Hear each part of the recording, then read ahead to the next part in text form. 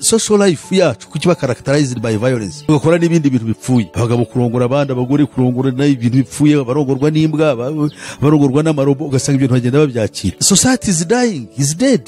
Ntabwo turi ikinyoma, ne fraud. Sengero zirafungwa, zimwe ziranagurishwa, nta bantu bakizijyamo, ntabwo padiri yigeze ahagarara ku muryango avuga ngo mwe kuza nubwo nawe ari umuyobe rw'imbi. Ari amadini menshi ya Gikristo ayoborwa n'abantu bakomoka mu Kijesuiti no mu Gifrimaso n'abandi bagiye bafata inyigisho zipfuye ngo ibimera ibyo umwuka bihumeka ngo niwo mwuka wera, nta kindi gihari none kuko biduha oxygen atuwe niwo mwuka wera, niwo mwuka wera. Kandi barabivuga ari professor yaje kwigisha aragira ate arabye abantu. Ni ukuvuga ngo abantu ko education bafite ubumenyi bafite babukuye he? Babukura muri education system y'uburezi bahabwa n'abandi. Ntabwo antikristo yatugenera ibyiza kuko iyi system politique itegeka isi ni antikristo. Ikimenyetso cyayo ni umwuka uyobye uturuka kuri Satani, uyobye abantu muri byose, muyobokamana no mu mibereho y'abantu no muri politiki uratuyobye uko batekereza uko bavuga. Niyo mpamvu usanga tuvuga turi nkanyira mu bandi, tuvuga ibyo bavuga, tugenda nk'uko bashaka, nta kindi dufite twakwirengereza. Dufite umuryango witwa The East African Community. Imibanire yacu n'ibyo bihugu ntabwo tutwigena. Kongo yo numva ngo barashaka kwishyiramo, ariko Kongo n'akavuyo kayo kuyimurira hano, ariko abantu bose ntibajya bagira isoni. Icyo bayizanira si inyumva. Demokarasi byo ta demokarasi ni umushinga wa Satani. Ibyo bakoze bazongera bagaruka bitesha agaciro.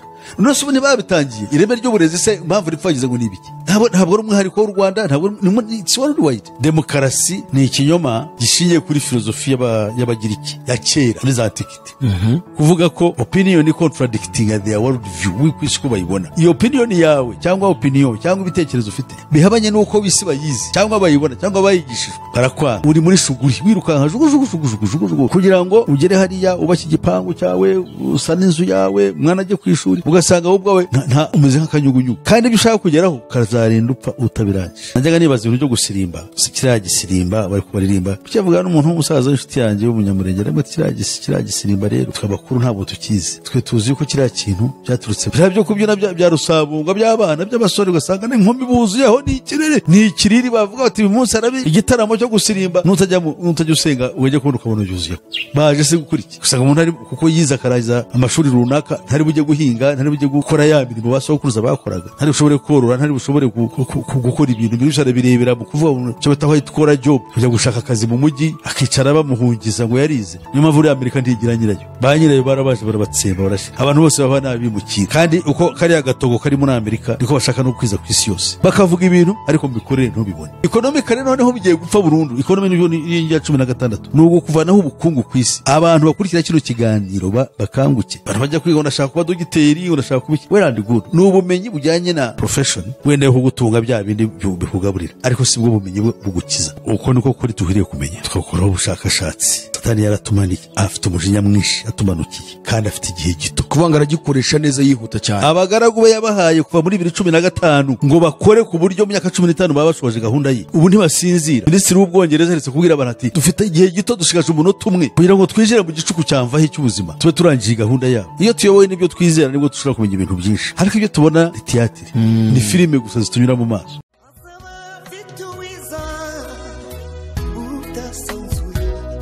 Azaba afite ingororano yo guhema buri wese, guhana n'imirimo yakoreye hano ku isi. Nawe nshuti yanjye aza kwandika ikamba. Nongeye kugusuhuza wowe nshuti mukundwa ubana natwe buri munsi, ko bakeye nuko bwije ukurikira ibiganiro bitambuka kuri Iron TV, shakiro ry'ubutumwa bwiza bw'ubwami bw'Imana. Turakwifuriza amahoro y'Imana no guhirwa muri byose, kandi turasuhuza abantu bose bari mu bihugu bitandukanye. Aho bwije turabasuhuje, aho bwakeye namwe turabasuhuje. Mukomeze kugira amahirwe mu byo mukora. Turashimira Imana kuko yongeye kuduha akanya kugira ngo tugaruke kuri kamera ya Iron TV, kandi tukaba tukurarikiye kubana natwe muri iki kiganiro dutangiye. Tunagusaba ngo nuba umaze kucyumva kigufashije, wibyihererana, sharinga ku nshuti n'abavandimwe kugira ngo ubwami bw'Imana bukomeze kwaguka mu mitima ya benshi, kandi Imana izakugororera. Twakiriye Pastor rero kugira ngo asuhuze abadukurikiye, hanyuma twinjire mu kiganiro cyacu. Pastor, muhaye ikaze. Murakoze, nanjye ndabasuhuje bakundwa mu izina ry'Umwami wacu Yesu Kristo. Ndashuhuje mwebwe aba Iron TV, mbere na mbere ko umurimo ukorwa hano mu ivugabutumwa cyane cyane bitusangiza abantu. Ni byiza yuko abantu bagira ubumenyi bwo kumenya icyo bita the true world view, ukuri kujyanye n'imibereho y'isi. Kuko isi uko bayibona, the world view they have is false. Uko isi bayibona mu by'ukuri si kuri. Noneho abantu Satani akabahombya mu buryo bubiri. Inzira y'ukuri y'Imana ntashake ko bayimenya. None ukuri kw'ibyo akora bizira ntabwo ntibakumenya. Bagahora bakava mu isi ntacyo bigeze bamenya. Rero icyo nicyo turwanya kugira ngo abantu bamenye ukuri, kandi nibamara kumenya ukuri ntacyo baguhinduraho, ahubwo bitume bafata icyemezo cy'abashyiriweho n'Imana ari we Yesu Kristo nk'inzira y'agakiza. Murakoze rero, nta kindi navuga nakongeraho, ahubwo reka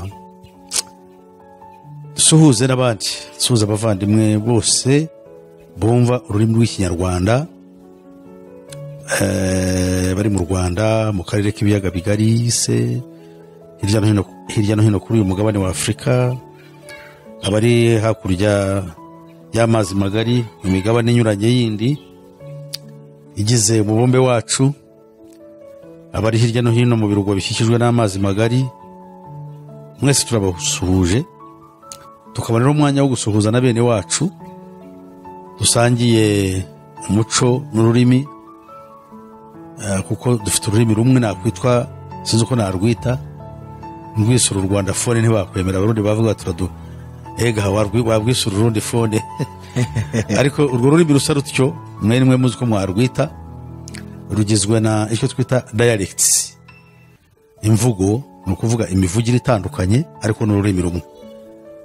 Kubera yuko ari ururimi rumwe, tukaba twumvikana, byumvikane ko ururimi rwacu Imana yaduhaye kugira ngo ruduhuze, aho kugira ngo rujye ruba intandaro y'amatiku n'intambara n'inzangano n'ubwicanyi, wahinduka ahubwo umuyoboro mwiza wo kuduhuza, tugasangira ibyiza Imana yaduhaye n'ibyo yaduhishuriye. Mbabonera umwanya wo kubasuhuza mwene data Abarundi, Abanyamurenge n'abandi bose bavuga bumva Ikinyamurenge batuye hariya mu karere ka Fizi, noneho n'Abarwanda phone bo muri Kongo ya Kivu y'Amajyaruguru, abari muri Uganda, Abafumbira, Abahororo, abavandimwe, hanyuma n'abacu bo muri Tanzania, n'abahangaza n'ayandi moko yose ashobora kumva ururimi mvuga. Murakoze, Imana ibahe umugisha, ibagirire neza. Nkunda kubasuhuza mwese. Nibuke n'abavandimwe bambwiye bo kujya basuhuza bari Lubumbashi bavuga Ikinyarwanda ako nakumwe hari kunye basuhuza muve ko turi kumwe nabo, n'abantu bagengera gukora mu birombe bya Jekamine. Rero mukomeze mugira amahirwe namwe aho muri, Imana bagenderere. Uhoraho Mana yacu, Mana ishobora byose, ndakwinginze ku mbabazi zawe n'urukundo rwawe, kugira ngo utwegere, dukize, turokore, Mana ya Isirayeli, tubere Imana, tubere umurengezi. Ikiganiro cyacu cy'uyu munsi gifashe benshi kumenya ukuri, gifashe benshi gutahura ibiboneye kandi bikwiriye, bityo kugira ngo bakize ubugingo bwabo kandi bamenye ukuri kuri kubatura. Ndagushimiye ko wemerewe kubikora ku bwa Kristo Yesu umwami wacu. Turabwira abadukurikiye yuko turi kwiga ku ntego 21 nkuko twabonye ko zateguwe na Illuminati, kandi zikaba zikomeza gukurikiranwa n'akanama k'abantu bageze muri 300. Izo ntego akaba ari zimwe mu ntego umwanzi Satani yateguye kugira ngo arebe ko yarimbura abantu benshi batuye inosi, kandi ni ibintu tubona bigaruka muri sosiyete z'abantu, aho ubona abantu barushaho kugenda baba bikubera izo ntego. Rero abadukurikiye turagira ngo mutege amatwi mwumve, kuko ari ishyano ryagwiriye isi, kandi abantu benshi bakaba batabizi. Mu by'ukuri abantu bari kugenda bagana kwirimbukiro. Umwanzi Satani yiteguye kurimbuza benshi no kusesera benshi, ariko kuko Imana ifite abakozi yatoranije, niyo mpamvu barushaho kugenda baburira abatuye isi kugira ngo Imana yo igire abirokora muri iki gihe kibi, igihe kigoye. Pawulo yavuze ko kizaba ari igihe kigoramye kandi cy'ubugoryi. Pase tubaha ikaze rero kugira ngo dukomeze ku ntego yacu. Ndibwira ko ubwo duheruka twatugeze ku ntego ya 16, sibyo? Yego. Tubaha ikaze rero kugira ngo mukore introduction, wenda navuga ngo samari y'ibyo twize mu ngingo ya 16 twinjire ku ya 17. murakoze. Ndibwira ko ubwo twakoraga intego yacu ya 16 twibukiranyije icyo gihe twavuze ku byerekeye icyo gihe cyo twavuze icyo gihe nibukiranya Icyongereza ibyo bita to cause a total collapse of the world's economies and engender total political chaos. Bano bantu nababisha cyane barategura kureba ukuntu bakubita hasi ubukungu bw'isi isi muri rusange, bityo bikazana akavuyo. Mu Gifaransa byo bita kawo, Icyongereza bita chaos muri politike. akaduruvaye exactly. Ni ukuvuga ngo bimwe muri byo nko nayo bavuze ubushize harimo n'iki cyorezo cya coronavirus. Muri coronavirus cyo nasomye neza icyegeranyo cyanditswe cyashyizwe ahagaragara n'uwitwaga Terry Goti Tedeshi. Uyu nguyu yavuze ko yahoze ari guverineri wa banki ya Vatican, Vatican Bank ikomeye. Niba uri guverineri wa banki ya Vatican uba ufite ubumenyi bukomeye. So yitwaga Ettore Goti Tedeshi yashyize ahagaragara rero umugambi ujyanye no gushyiraho icyo bita New World Economic Reset, gushyiraho gahunda nshya y'ubukungu ku isi, y'ubukungu ku isi. Kandi iyo gahunda ntabwo icyo nshaka yuko abakurikira bumva, ntabwo ikigamije ari ukuzana ibyiza. Ntabwo antikristo yatugenera ibyiza, kuko iyi systeme politike itegeka isi ni antikristo, kandi irakoresha ubwenge buhakanye Imana. Burya iyo tuvuze ngo inyamaswa mu byahishwe 13, iyo tuvuze ngo inyamaswa tukavuga ikimenyetso, tukavuga izina. Hari inyamaswa akabona izina ryayo, ikimenyetso cyayo ni umwuka uyobya uturuka kuri Satani, uyobya abantu muri byose, mu iyobokamana no mu mibereho y'abantu no muri politiki uratuyobya. Demokarasi bita demokarasi ni umushinga wa Satani. Yes, gute pastor? No, demokarasi icyo bivuze, kandi abantu ari byo bahora baharanira cyane. This is because they are idiots. Erega bari nta bantu babarimo. Ni ukuvuga ngo abantu ko education bafite, ubumenyi bafite babukuye he? Babukura muri education system y'uburezi bahabwa n'abandi. Muri no biganiro ingingo ya 9 nituyigeraho nibwo tuzamenya yuko ya 19 no ingingo ya nyuma nibwo tuzabona yuko hari umugambi no kwinjira mu byo baremye mu burezi bakoze ngo babutesha agaciro. Ibyo bakoze bazongera bagaruka bitesha agaciro. Nose ubone babitangiye ireme ry'uburezi se impamvu ripfagize ngo nibiki? Ntabwo ari umwihariko w'u Rwanda, ntabwo ni worldwide. None tugarutse inyuma gatoya, demokarasi waravuze ngo bisobanuye, tubwire bisobanura iki? Demokarasi ni ikinyoma gishingiye kuri filozofi y'abagiriki ya kera muri za antikite. Kuvuga ko demokarasi ni bivuze ubutegetsi bwashyizweho n'abantu kandi bugakorera abo bantu. Bivuga ngo government by the people for the people.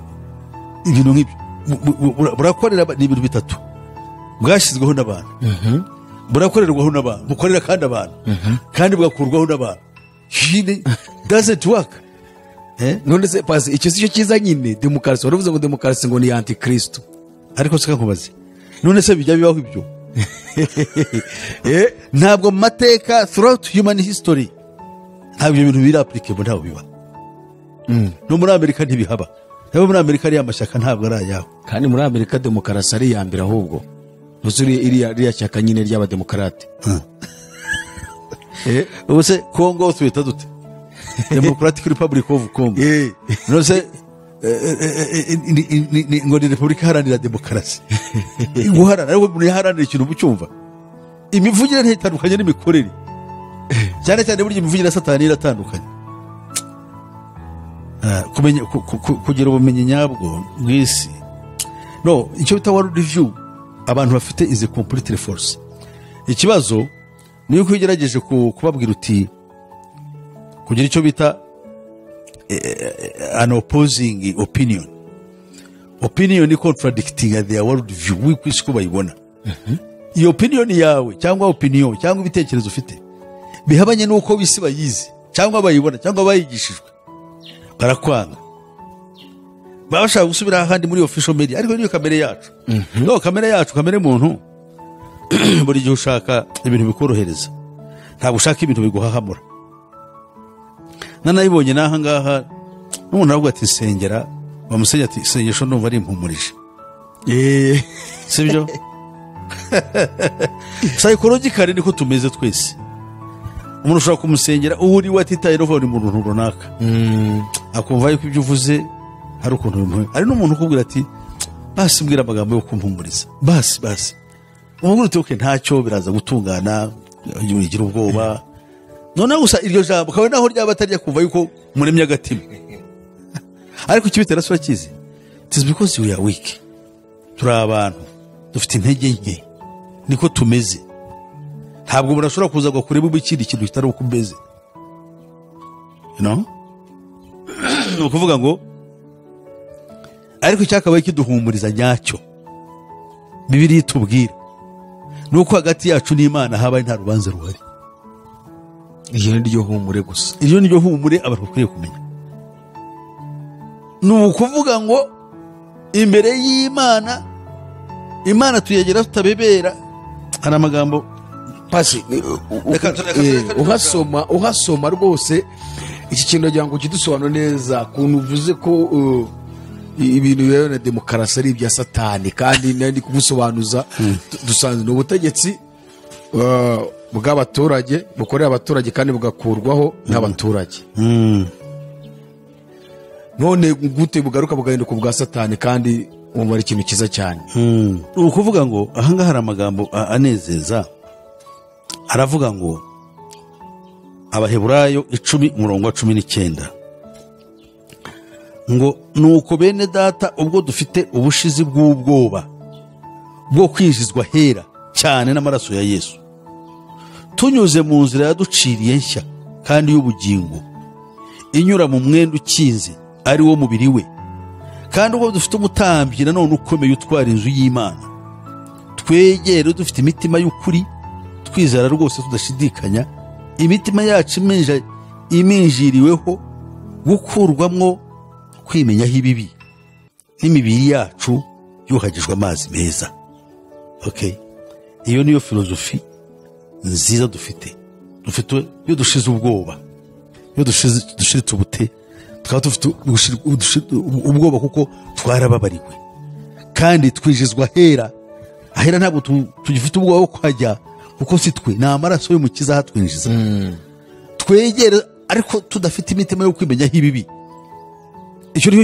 ibibi nibyo bikwiriye kudutera ubwoba tugire umwete wo kwezwa no gutsinda ikibi ibindi bisigaye tubiveho byo kuvuga ngo yaransengera ndashaka utuntu tw'amaringusho twanezeza ntabwo bishobora kuba byadukiza so rero demokarasi ntabwo ibaho biriya ni amazina muri Amerika naho bwe ko muri Amerika hategeka hari ishyaka rimwe rukumbi iyo shaka se ni irihe yitwa Council on Foreign Relations ni institution ntabwo rizwi n'abandi bantu ariko ibyo niryo rikora niryo riyobora igihugu ari amashyaka ni nk'abagaragu bayo icyo bashaka bakagicisha hariya kandi uko abantu babibona bareba yuko ari demokarasi ukibaza tuki muri Amerika hari amashyaka abiri azwi ariko mu Rwanda twaba dufite n'abari ubu tugeze 10 n'ay'ikisayo gari i Burundi bafite 40 ngira hari n'abagira amashyaka ntagire n'umuntu akagira umugore we ntagire n'ibiro ibintu bwo bikagendera mu isakoshi ye. ariko iyo niyo demokarasi nyine. No, that's not democracy. Democracy yo bakaye bayitwereka nabo bakagira amashyaka 40 muri Amerika. Ariko bafite amashyaka 2 mu Bwongereza na 2 no mu Bufaransa ngira ngo na 2 hari n'utundi tuya hari ako bitangwa uko kwa rapeni harya nagake extreme nationalist bandi basakuza ngo ntibashaka abanyamahanga ntibagira bati kandi abo ntibashobora no gutwara igihugu ko nabo biri muri programme bareba kwa rapeni ntabwo bashobora kuzagira ku butegetsi. Why? Ntabwo bijyanye na politike, bo naba nationalist barashaka Ubufaransa ntibashaka abanyamahanga barabona igihugu cyabo ngo kiratwarwa nabo gusakuza gusa bagateza akaduruvaye ibinyamakuru bikandika ngo ni demokarasi. Wari wabona batsinda amatora. Ariko pase ubu ibi byose nibyo Bibiliya yagaragaje, Imana yagaragaje yuko izavanaho ubu butegetsi bwose bwo mu isi kazana ubwayo kuko bw'isi bwananiwe. Ubwisi bwarananiwe nta kiza gituruka mu muntu, kubera ko nakubwiye ko ikimenyetso ari umwuka uyobya bari mu isi, ukabayobya uyobokamana ukabayobya muri ibyo niho twari duhereye tuvuga muri politike no muri buryo muri social.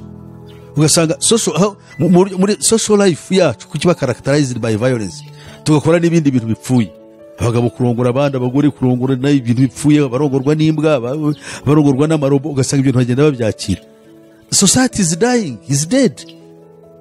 Ntabwo turi ikinyoma, ni fraud, you know. Rero ujya kwitegereza socially we are dead, politically we are dead, economically noneho bigiye gupfa burundu. Economy niyo y'injya 16 nugo kuvanaho ubukungu ku isi. Abantu bakurikira kino kiganiro bakanguke bakora ubushakashatsi cyane cyane ko kino kiganiro dukorera hano birebwa n'abantu batari ngoni the social class ni our social strata bafite n'ubumenyi no mu myaka ijijutse, mu myaka za 40 50 n'abasore kuva kuri nta bantu atriste bageze mu ishuri abenshi nubwo ngo ya education system, ariko idufasha ku nibura kumenya nk'ibi, kubikora no gukurikirana ibintu mu ndimi zinyuranye, nuko twakora ubushakashatsi kuri Google. Icyo dukeneye gusikira kibona umwuka w'Imana wo kumenya ngo ibi nibitungwa cya ibi ni iby'umwanzi, ariko reka tubyinjiremo tubirebe turebe ko tugambanirwa. So ibyo rero nibyo tugomba kumva. Ibi abantu bajya kwiga ndashaka kuba dogiteri, ndashaka kuba well and good, n'ubumenyi bujyanye na profession wenda yo gutunga bya bindi bihugaburira, ariko si bwo bumenyi bugukiza. Hari ijambo dusoma mu Yesaya 12:12 ngo wajuru namwe abarebamwo mwishime, ariko we wasiwe nawe wanyanja umugushije ishyano kuko Satani abamanukiye afite umujinya mwishaze kafite. Uko niko kuri duhiriye kumenya tukakora ubushakashatsi. Satani yaratumaniye afite umujinya mwinshi atumanukiye kandi afite igihe gito, kuvanga aragikoresha neza yihuta cyane. Abagaragu be yabahaye kuva muri 2015 ngo bakore ku buryo mu myaka 15 baba bashoje gahunda ye. Ubu ntibasinzira. Minisitiri w'Ubwongereza yaretse kubwira abantu ati dufite igihe gito dushigaje umunota umwe. None ko tubabwira ntimwumve. Ubundi gahunda iminota batagiye kubara kuva muri mu cyamagana 991. Pasi iryo jambo yararivuze. Arivugiye ikizi.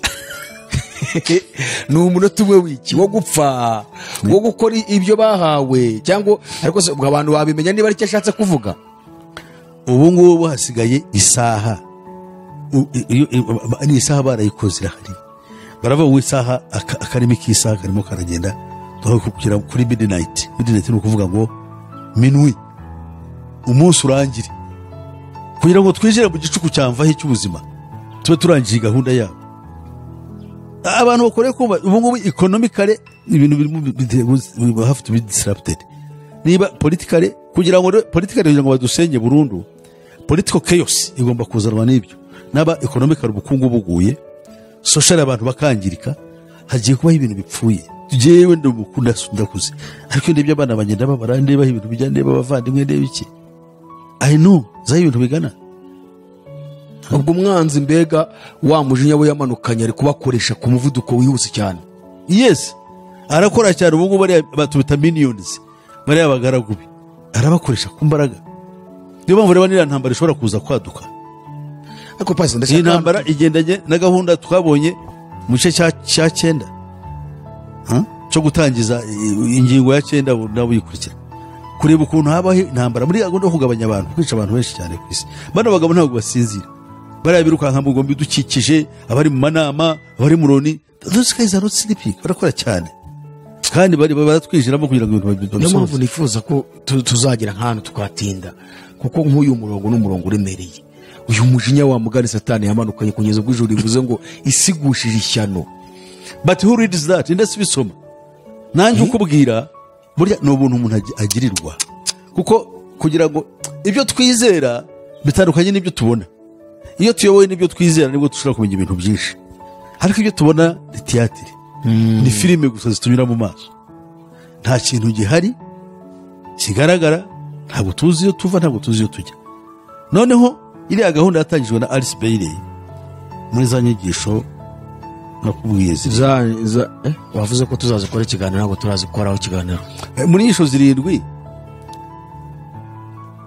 iya mbere ya rutura ni ugutandukanya abantu n'Imana. Ibyo byagezweho cyangwa ntibyagezweho? Igisubizo ni igihe byagezweho, gutandukanya abantu n'Imana uhereye ku bana bato. Ubu se watwereka nk'ingero nka zingahe nk'eshatu nibuza zibigaragaza? No, ni ukuvuga ngo kuva ubundi abantu mu buryo bwa gikristo abantu babahaga Imana. Science ahiziye nyuma cyane nyuma y'intambara ya kabiri y'isi yose, hatangiye kuvuga ko umuntu ashobora mu bushobozi bwe ashobora kwikiza, nta mpamvu yo kujya mu bintu byinshi, ibintu by'iyobokamana. Urugero mu Burayi wari uvuga ko insengero, iyo uvuze ngo mu Burayi insengero barazifunga, no muri Amerika ubayibwira iki? Insengero zirafungwa, zimwe ziranagurishwa, nta bantu bakizijyamo. Ntabwo padiri yigeze ahagarara ku muryango avuga ngo mwe kuza, nubwo nawe ari umuyobe rw'imbi, ariko ntabwo yigeze abwira abantu mwe kuza mu rusengero. None sabe hate? No, these guys arategereza abantu bakabura kubera iki bavuyemo. No, abantu baruzize bavuga yuko ibintu by'iyobokamana, ibintu by'Imana ntabwo bibara, cyane cyane muri abanyaburayi benshi ibintu by'Imana ntabwo bibara nk'ibyo. Ubwo se baba barabikuye muri ya mashuri? Exactly. Izo siyansi bakazibarundamo. Siyansi, kumenya ibyo dusoma muri Bibiliya, batangiye kuvuga yuko ari ibintu by'ibinyoma. Za filozofi byose barabyiga bati ibi nta mana ibirimo cyane, ariko buriya siyansi ni ikora umurimo cyane ukomeye. Isi ni umubumbe, dutya igihe kizagera tutakeneye n'Imana, ayimene no gupfa ntabwo tuzajya dupfa, ariko uko tugenda twegera ariko dusubira inyuma. Noneho bariya abantu bavuye ku Mana, njye mfite n'umukobwa wanjye, umukobwa wa mubyara wanjye yarongowe n'umuzungu, yaramutse umugabo wanjye n'umuntu mwiza cyane, ariko ikibazo iyo mubwiye nti ujye usengera umugabo wawe mugire urugo rwiza, atari ko umugabo wanjye iby'Imana ntabwo yemera Imana. Kandi hafi uzabaza abakobwa bose, abadamu bose bari mu Burayi n'abarongowe n'abazungu, ntawe ukubwira ngo ikintu cy'Imana aragifite, ntabwo babishaka. Ibintu by'Imana bayo bakure bagira ngo ni nk'umusazi. Noneho bakwibuka yuko umunyafurika wowe, noneho n'ibyo usoma n'ibyo bita Imana wabivanye muri bo, bagaseka bagatembagara. Don't believe in that. Baravuga yuko uri mu bintu bavuyemo kera, bateye imbere. So n'ibintu by'iyobokamana byasigaye ari nk'akantu ko gufasha abantu kugira ngo babakontorore gusa, ariko nabo barwa barabizi. Hari amadini menshi ya gikristo ayoborwa n'abantu bakomoka mu kijesuiti no mu gifurimaso, n'abandi bagiye bafata inyigisho zipfuye. Hari umusaza ejo nahuriye nawe, tumye mwibuka uwo musaza utagahamanye rwose, ndamusuhuje, nabona nomero ye azampamagare.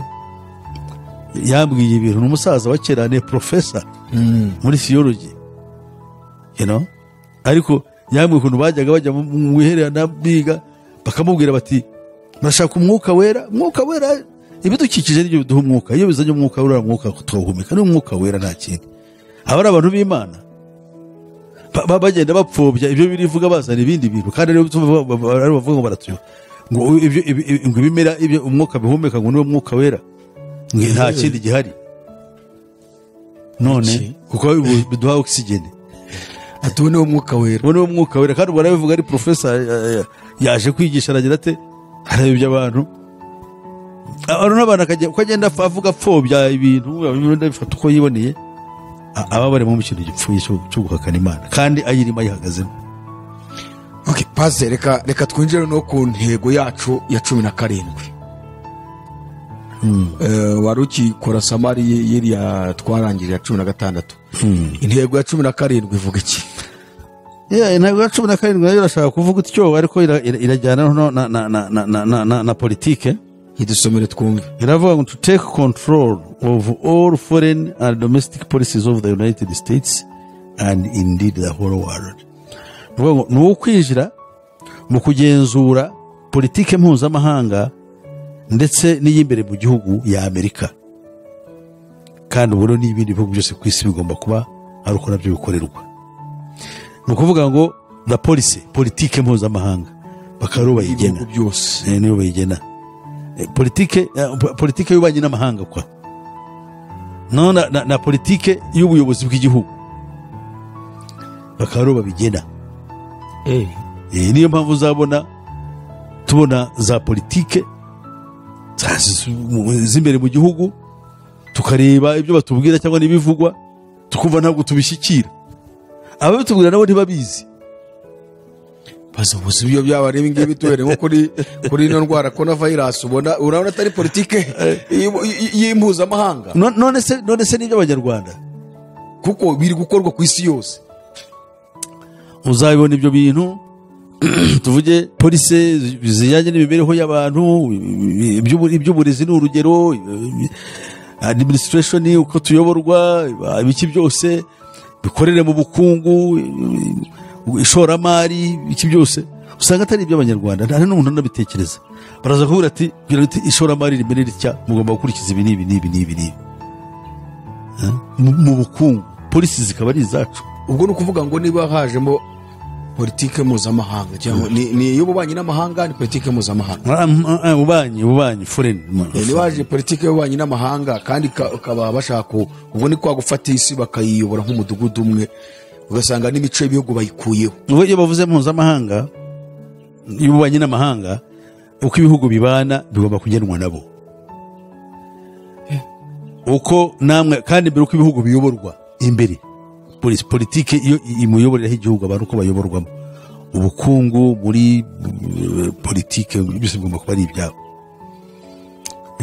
uko batekereza, uko bavuga. Niyo mpamvu usanga tuvuga turi nka nyiramubande, tuba tuvuga ibyo bavuga, tuba tugenda nk'uko bashaka, nta kindi dufite twakwirengereza. Imibanire yacu n'ibihugu uko dushaka kuba, tuvuge nk'urugero twebwe nk'ibihugu 6 bya East Africa dufite umuryango witwa the East African Community. Imibanire yacu n'ibyo bihugu ntabwo tutuyigena, iyo tuza kuyigena ntabwo tukaba dufite za conflicts hagati yacu, hari imidugararo, hari ibiki, ushaka gukora iki bamukorera iki, ufite umutima ushaka icyiza ntibikunda. Uzi ko East African Community twaba twarashyizeho federation muri 2013. Ariko tekereza ikintu cyiza, dufite ibihugu 6.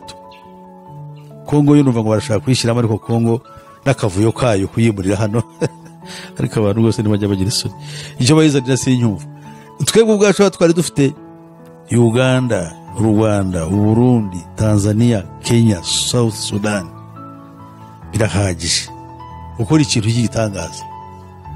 Ukava aha ukajya muri Kenya, ukajya Sudan ugacuruza, ukava muri Sudan ukabizana mu Rwanda, ukajya Tanzania. Byameze neza kuko dukeneye breathing space, dukeneye operation zone hano hanini, uko abantu batera imbere, uko bashaka akazi, uko biga, uko bavuga, n'ubuzima burahinduka. Uko twabagaho kera biraguhinduka, bibere irashaka guhinduka, byo biti iterambere tugomba dutera imbere tuboshye, turi mu mfundanwa kandi turagwira. East Africa shobora kuba ufite abantu bagera kuri 250,000,000. Harya Kongo ntago yo yaririmo, oya bagiye kwizana, ariko se Kongo ariko ni Kongo yarabyanze rwose. No, ntabwo yabyanze.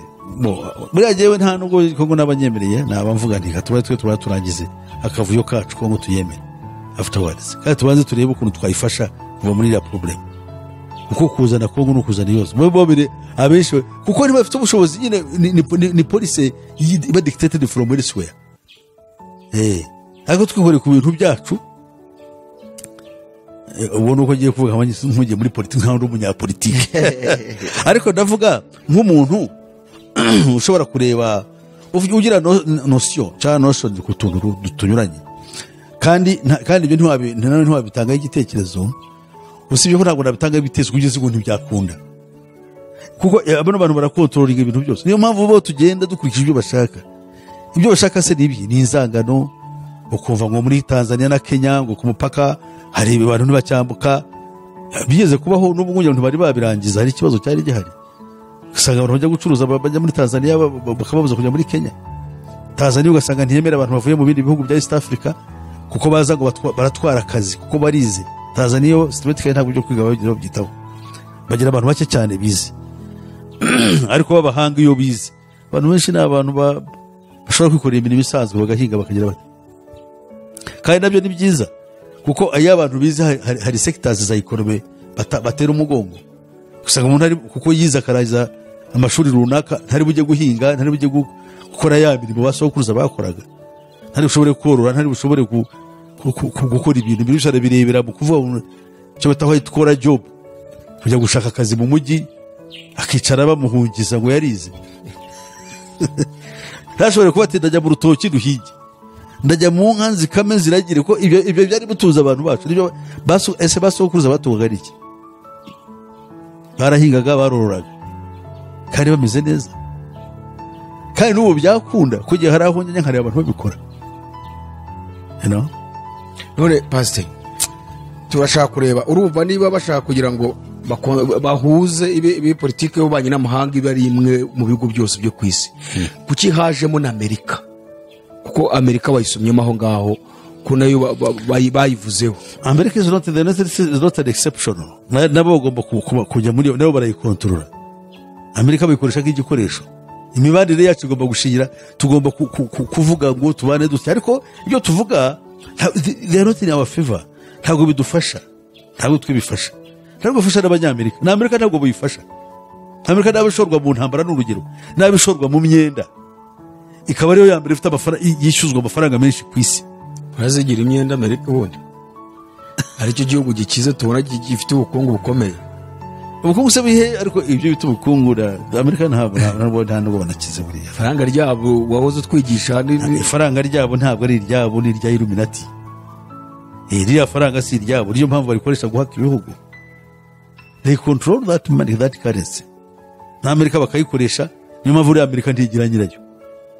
Ba nyirayo barabaje barabatsemba barashira. Abantu bose baba nabimukira. Kandi uko kariya gatogo kari muri Amerika niko bashaka no kwiza ku isi yose. Ubwene gihugu bw'isi ntibumwe bw'umuntu ku giti cye. Ayimene nk'ugihugu runaka. Ukaba waba hari ukaba n'imipaka ikavaho. Hatagamije inyungu za rubanda, ariko cyo cyo ugomba kumva. Batubwiye ngo isi bimwe twese twida aho umuntu ashatse agenda hakorere nta nkomyi byaba byiza, ariko ntabwo biri mu nyungu zabo. Niyo mpamvu bakubwira ngo East African Community ubu ngubu akabari ifite urakazi ntabwo ifite twebwe. Oya, ifite ba mukerarugendo baza yakwijira mu Mombasa ntiyongera kugira ahandi yishyura, akishyura ahantu hamwe akaza gakwira East Africa yose ayigenda. Umushoramari muri bushora ibintu akabikora uruganda muri Kenya kubera economic agreements bagiye bakora z'ubucuruzi, azavana hari ibintu bizane hano market ya East Africa yigarurire, kandi umushoramari si wowe. Umushoramari n'undi muntu niba ari ubwabo bagira amakampani bwatagira nyirayo. Sugama bakayita runaka mu gitondo kumva ngo hari company indi yayiguze ibiki, usanga ibintu muhora muri ibyo ngibyo, ariko ibyo bashaka za nyungu barazigeraho. They are controlling you, ariko wowe ntufite uburenganzira. Ntujya muri Kenya bazakubaza ibintu, ntujya muri Uganda aho ugiye hose usange rwose ufite ikibazo. Ubwo usanga ni bakavuga ibintu ariko mbikorere ntubibone. Hano twari twakoze akantu nigeze kubwira ko navuye nkagera muri Kenya nkoresheje indangamuntu. Byari byiza, ariko ubu ngubu ni rwaserera kwambuka ugiye Uganda reka data, kandi bavuye umupaka. Ngira ngo sinari nabona mzabyumva, ariko simbizi. Ariko yavuga ukajya uzi ko ubundi sinzi nabigikora, ariko afitaga indangamuntu ukaba bava ukajya Uganda, Kenya na South Sudan. Nanjye Uganda nagiye rwose n'indangamuntu. Uzi ko hari muri Uganda hari abantu bafataga inka bakazipakira bakajya gutwara muri Sudan bakajya kuragirayo. Amaye umuntu agafata inka agapakira amakamyo, kuko hariya Sudan ifite abantu ahantu hagari hadatuwe, bakagenda bakajya kuragira n'abajya guhinga. Ubusa abanyarwanda twajyayo tukajya guhinga, rwose buriya Sudani ishobora gufata nk'abanyarwanda b'inkorokoro miliyoni ikabatuza bagahinga bafite imbaraga bagera bagahinga ariko se ibyo ngibyo njya mbitekereza. Ubundi wa mugani nk'iyo ibihugu byacu bya East Africa ko numva nta kintu bitumariye dukomeza gukena kandi twakabaye turi abakiri, ubu bitumariye iki? Umbaze nkubaze, ni ukuvuga ngo East African Community tuyungukiramo iki? Urumva ni ikibazo. Noneho ikibazo gihari ni uko ahubwo uzasanga inganda ibikorerwa muri Kenya ibikorerwa he babizana mu Rwanda bikica inganda zo mu Rwanda, inganda zo mu Rwanda zigapfa, abanyarwanda bakabura akazi kandi badashobora kujya muri Kenya ngo babeyo cyangwa ahandi, bikarangira ikibazo. Tanzania yanga yuko twinjira ubutaka bwayo ngo twe tuzabutwara. Wanyarwanda bana na Warundi hawana ardhi. Sasa sisi wa Tanzania tuko na ardhi au hawana lolote. Ukora gushaka kujyayo bakubuze kujyayo. Muri Kongo I don't want. None Kongo jana bamenye byo. Ariko none pazi wabashaka kutwereka se ko ibyo kuba nubundi ubwo bumwe bavuga ngo burahari nta n'ubuhari dukomeza kuba mu buzima butugoye n'ubukene n'ibiki, ubwo imbaraga ziraturuka muri abo ngabo barimo kubikora n'ubundi niho babikora. Iyo ni ya politike yabo n'ubundi barimo kwinjiza mu bihugu byose, babikora behind the lines, babikora banyura muri parliamentarians, barabakontrola muri cabinet, bafitemo abantu babo, police makers bafitemo abantu babo, nibo batanga impugenge, nimukora mutse birabagenda bite murahomba murakora ibiki, nibo bajyanama. World Bank nitugirina uzi World Bank ni yani, World Bank nitamini ko tugomba gukoresha amafaranga yacu kugira ngo ifaranga ritagwa, nibo batubwira mukora iki mukora ibi mukora ibi.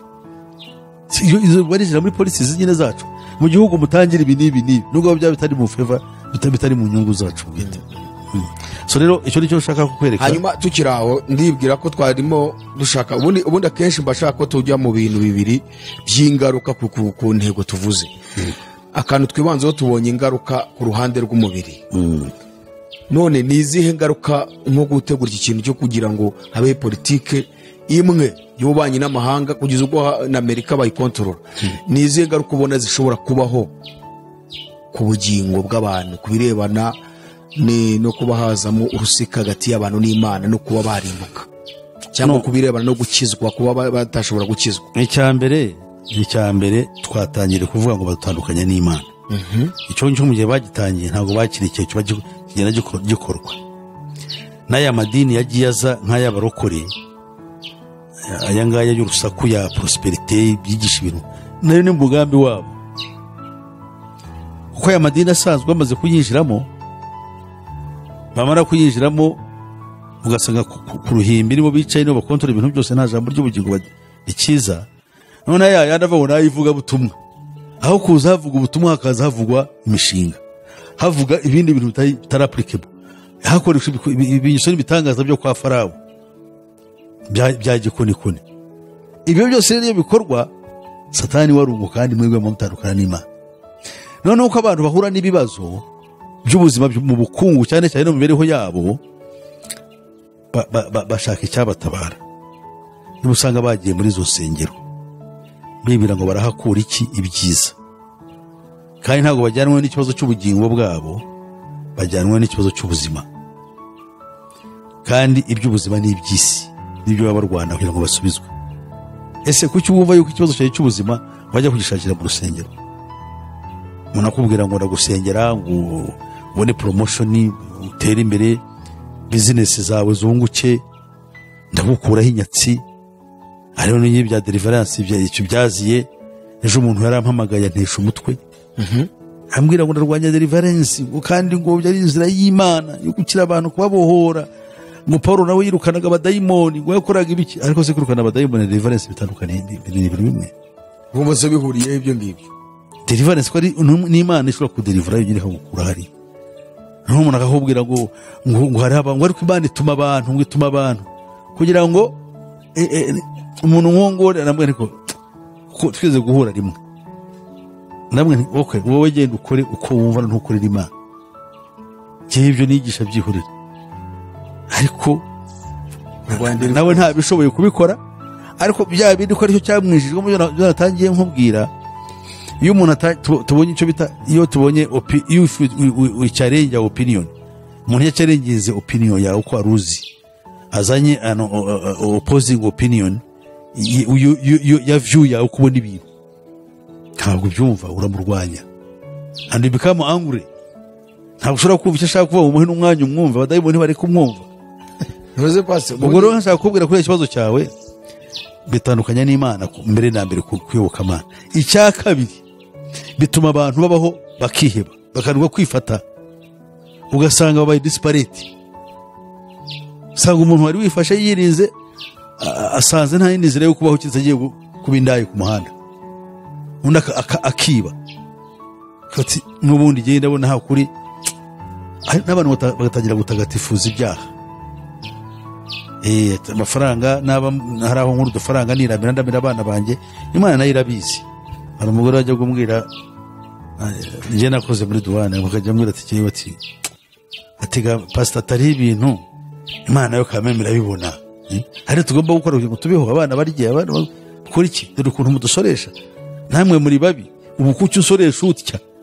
Uranye nkaburi cyo subiza nkamburi ariko wende ese ugiye gukora kwizera se wakwizeye Imana ikazashize, ugasanga ni ikibazo.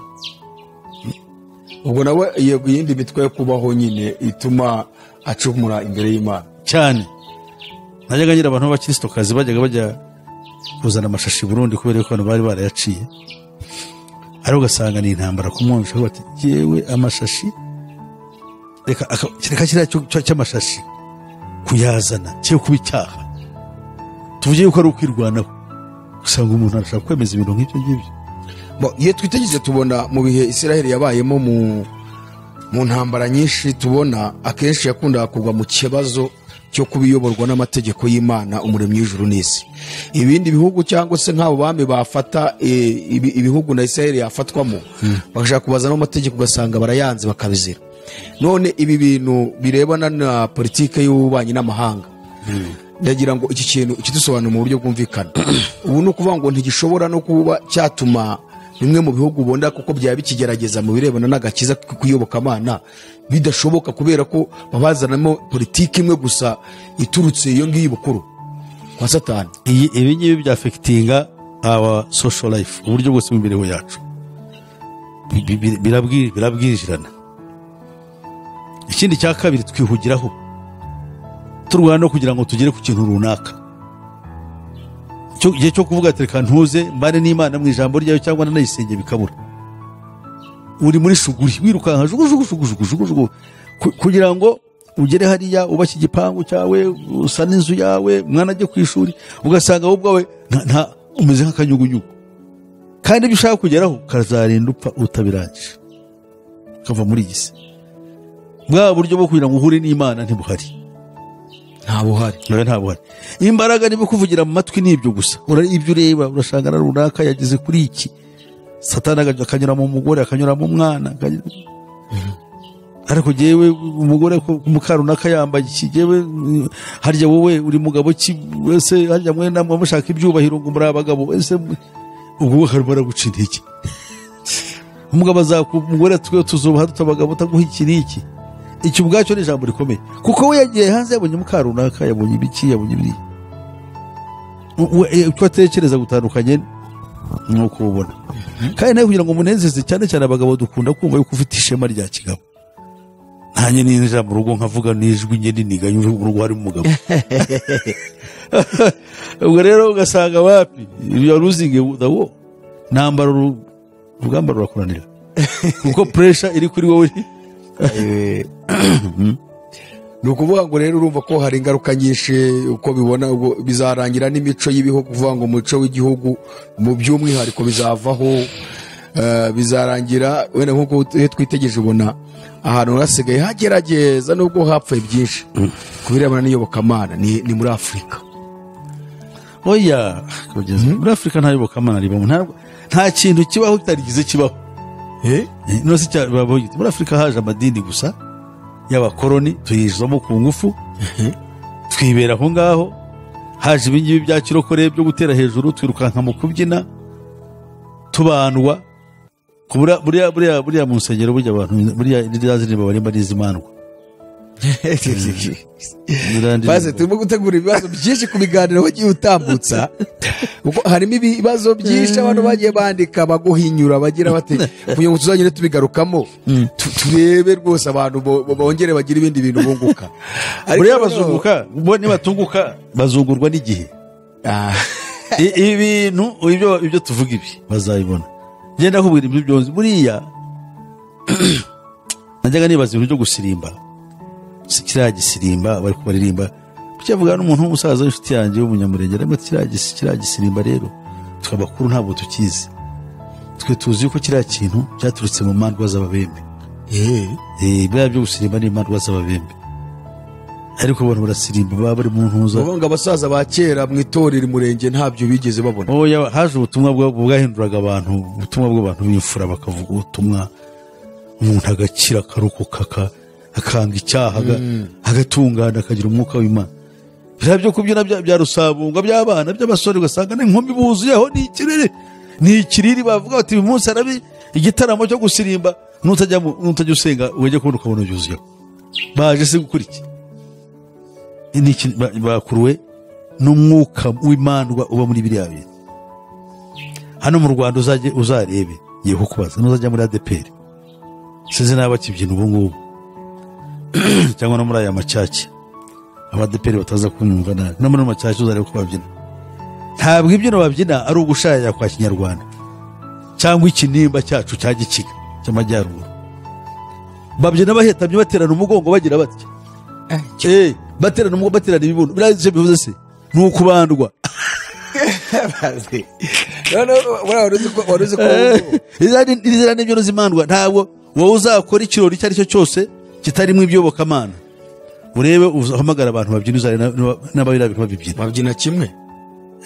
babyina kimwe n'abo mu madini none icyo nkubwira uzabashake uzana abantu bazaca umugara baririmbe indirimbo za Kinyarwanda zo gushayaye cyangwa se badihe bya by'ikinimba byacu bya dimba hasi by'amajyaruguru byo mu majyaruguru rero buriya wazi ko ubwo aya matorero ya Gipantekote atabyemera kenshi bavuga ko ari byo nyine by'abazimu n'abadayimoni biriya mbyino yaba ari abakiga mu majyaruguru ariko katuvuge ngo uko yagiye ko bahita simbyanze ariko nibura n'indirimbo y'umuco wabo ko babyina sibyo twayinegera muri context yo kuvuga ngo ni umuco murabyina mutya ariko hari icyo tubona noneho se mu cyaki kuki mu nsengero twebwe ibyo tunenga twe turi inyuma yabo wenda iriya mbyino wenda babyina niyo kubyinira Imana banga kubyina izo mbyino zo hanze za Kinyarwanda bavuga ngo zabyinwaga n'abantu baterekera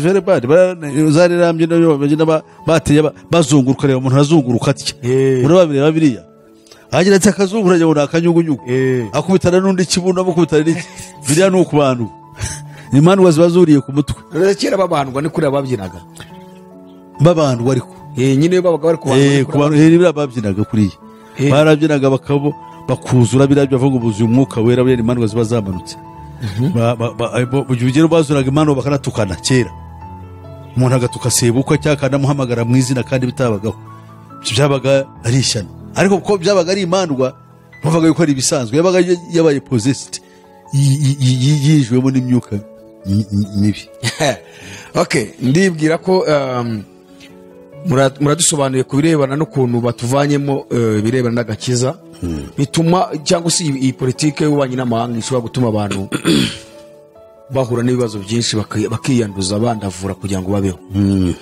twajya ku ngingo ikurikiyeho ushobora kujya ku ngingo ikurikiyeho baravuga ngo to give the fullest support to supranational institutions such as the United Nations, the International Monetary Fund, the Bank of International Settlements, the World Court, and as far as possible, make local institutions less effective by gradually phasing them out or bringing them under the mantle of the UN. Ni ukuvuga ngo iyi ngira ngo ni ukugerageza uko dushoboye imbaraga zose mu bukungu muri politiki zigafatwa n'umuryango w'abibumbye. Umuryango w'abibumbye ngo ni ukugerageza uko bashoboye, ni ugukora ku buryo bwuzuye, ku buryo inzego z'ibihugu byose zifatwa n'abariya bagabo. Muri politike hakayobora umuryango w'abibumbye, ukaba ariwe ugira ijambo muri politike mpuzamahanga. Mu bukungu hakaza the International Monetary Fund, ikigega mpuzamahanga. Hakabaho na banke iyo bita International Settlements, ituze igena imiturire y'abantu ku isi. Aho naho harimo ibanga muri ako kantu. Ngo the World Court, ni ukuvuga urukiko mpuzamahanga. bibaye bine. Noneho no kureba yuko inzego lokale cyangwa inzego z'imbere mu bihugu ngo zicibwa intege, zikaba ubushobozi bwazo bwo gushoboza inshingano bukagabanyuka cyane. Ubu ni ibintu bitanu. Yes. Ngo mu gihe rero ibyo tukabikora tugamije kugira ngo tubikureho cyangwa se tubizane ku buryo biba munsi y'ubutware bwa ONU. Murumva ibintu inkiko nk'ubu urabona ibintu uvuze buryo noneho ko numva bikomeye cyane. Uvuga ngo hajemo politike, ubukungu, hazamo imiturire, ibindi bivuze ni ibikira. Hajemo politike ikayoborwa na ONU ku bihugu byose byo ku isi.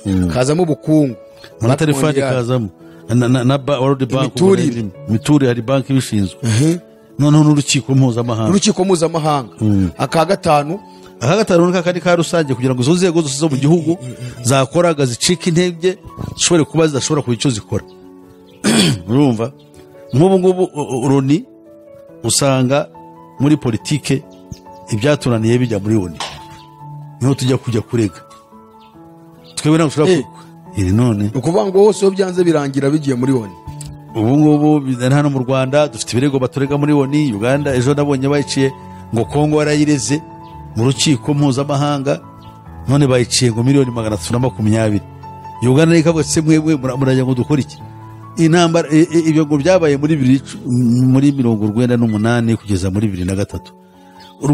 Uganda ikaburatse ko nagiye muri Kongo nigeye nyine. Uganda rifite igisirikare, hagiyeyo Angola, u Rwanda rwagiyeyo, hagiyeyo Zimbabwe, ibihugu ngo hafi 8 hagiye n'abariya bose. Ariko ku kimwe n'umwe mwatugize icyo bashaka rero ni ukuvuga ngo icyambere nde wareze ngo ni Kongo, kandi Kongo ntishobora kurega ababirigi bayibye nabwubakiye iba, ntishobora kurega abacanshuro bayirimo bayibuza kugira icyo ikora. Pasi iyi ngingo ya 19 ni 18 plito ni ingingo numva iremereye tugiye kuganira umwanya munini kandi ikiganiro cyaba kirekire.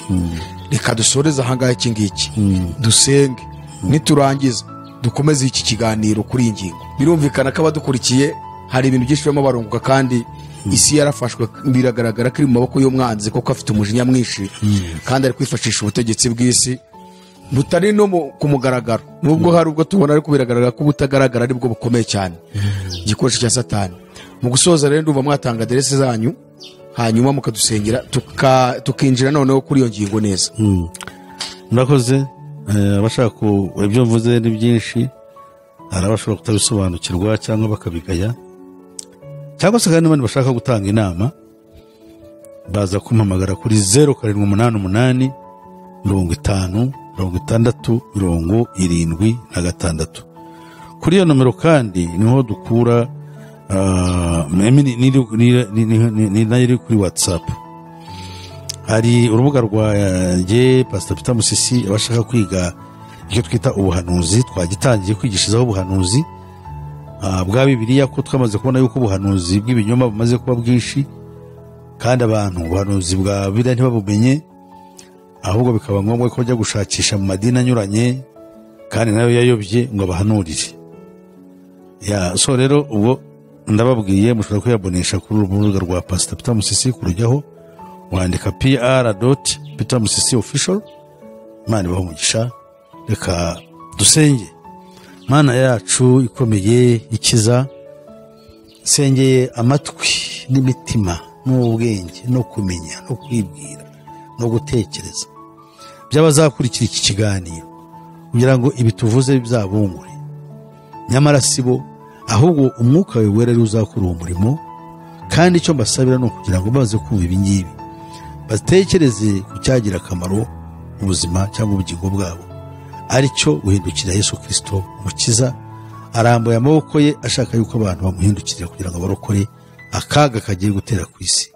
Mukoro tugiriye neza kuko imbabazi zawe ziri, tubyambarije mu izina ryawe Yesu Kristo umwami wacu, amen. Amen. Reka dushimire abari bakora iki kiganiro, kandi tubasaba kudufasha kwamamaza ubutumwa bwiza mu cyamamaza, ndetse mushikarize n'abandi bose muhaye iki kiganiro gukora subscribe kuri Iron TV kugira ngo dukomeze twumve ibindi biganiro.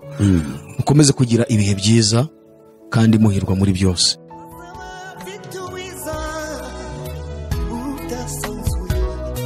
Azaba afite ingororano yo guhema buri wese, guhana n'imirimo yakoreye hano ku isi. Nawe nshuti yanjye aza kwambika ikamba